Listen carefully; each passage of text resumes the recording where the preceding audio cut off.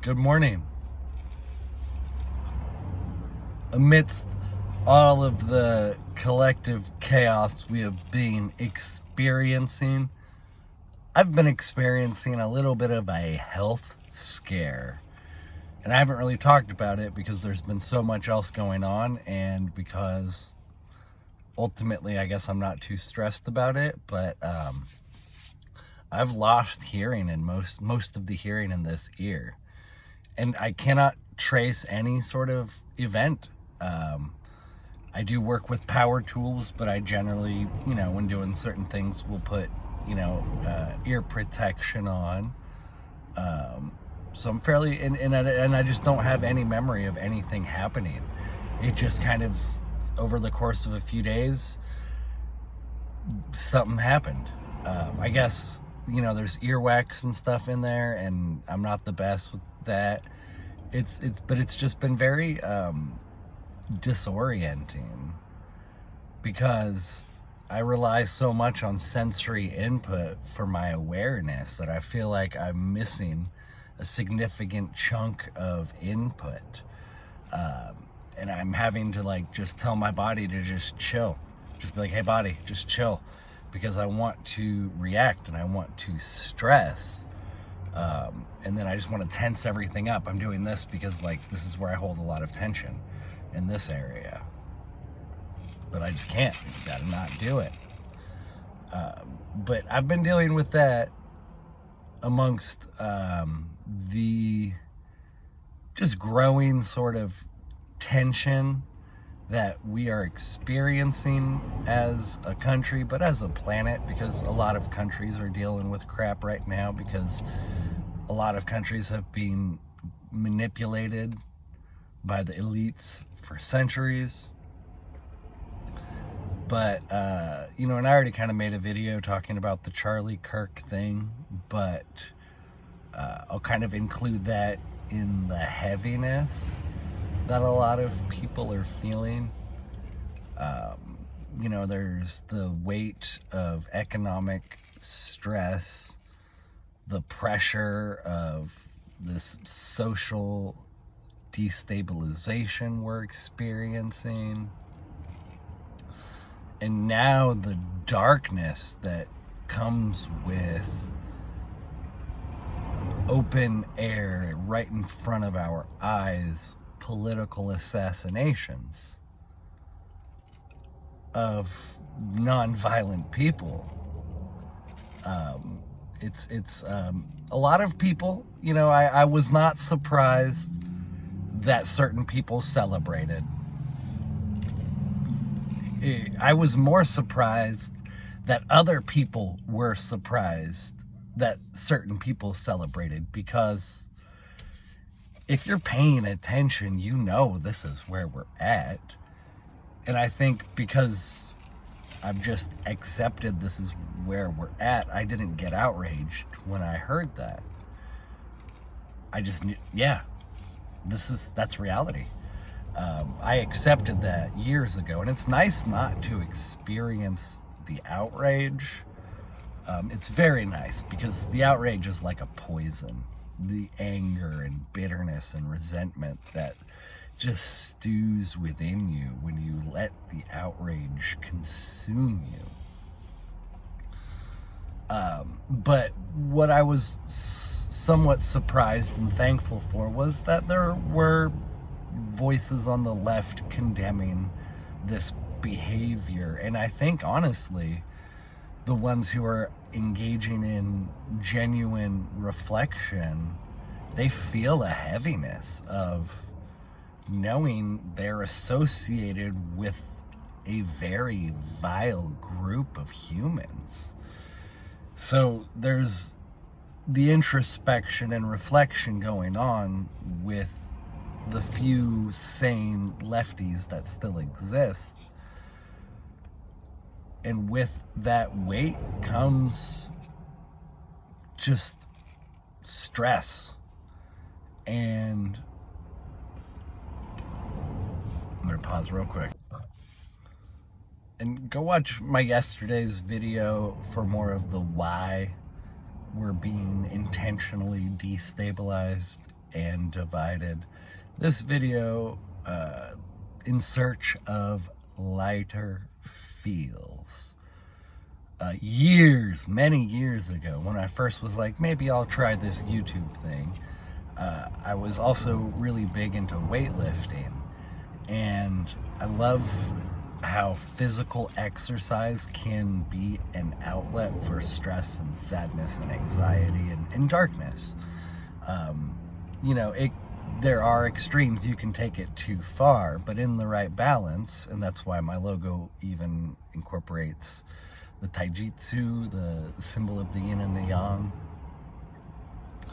because truly physical exertion can be a very cathartic practice, and it's just good for your health, which is cool. You know, like, we should take our health more seriously. But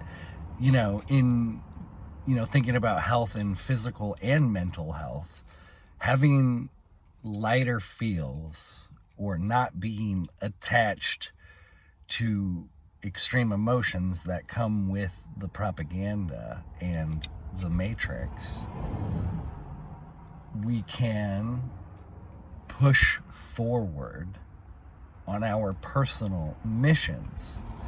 I've seen, a lot of people within the spiritual or collective consciousness community. I think those are the groups I'm most closely aligned or adjacent to. I don't really feel like I have a group that I am a part of. That's why I'm trying to build my own sort of community. And it's really just my family that I want to start, and other like-minded people on a 100-acre-ish plot. That's my goal, but there still are not very many people who see the mission, as I have called it, and others are starting to embrace.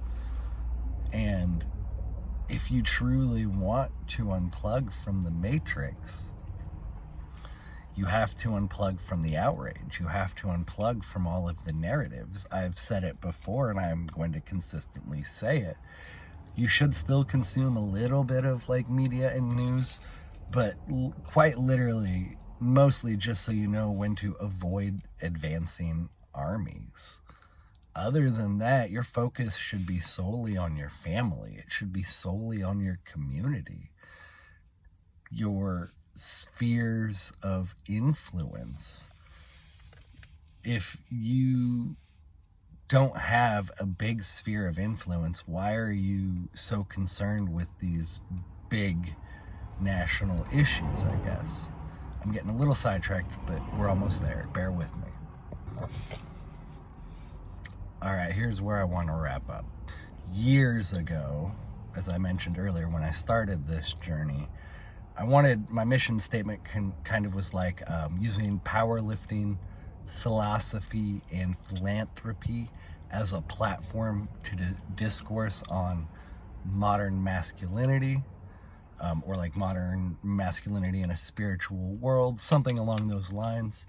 Powerlifting is the concept of physical exertion. I would encourage you, if you don't like powerlifting, maybe you like soccer, just go play soccer. Just go be physical, especially as an outlet for stress and anxiety. Don't let it hold and store in your body. I also think yoga is a huge thing, but I want to discuss the philanthropy part is your community. What are you giving to your community? That's simple and easy. But the philosophy part, I'm not a philosopher, but I love philosophy.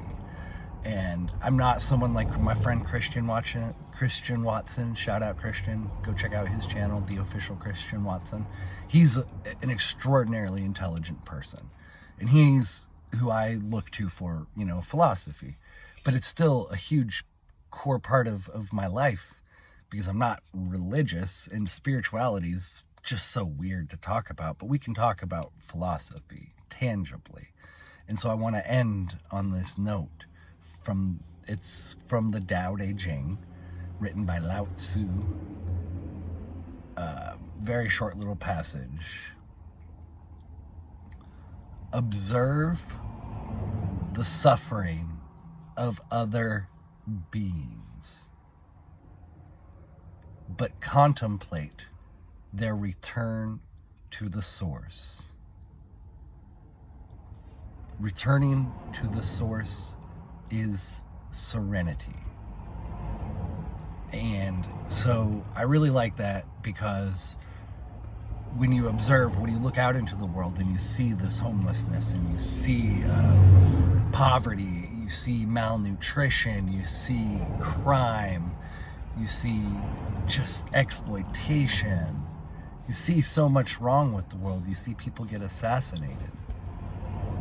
That sucks. That really does suck. And you should see it. You should know that's what's going on. But the contemplating the return to the source part, that's what I think, the word contemplate. So you see what's going on. But then when you start to cogitate and contemplate and ruminate, think about how beautiful it will be when they return back to the source. The source you could call the universe, the Akashic records.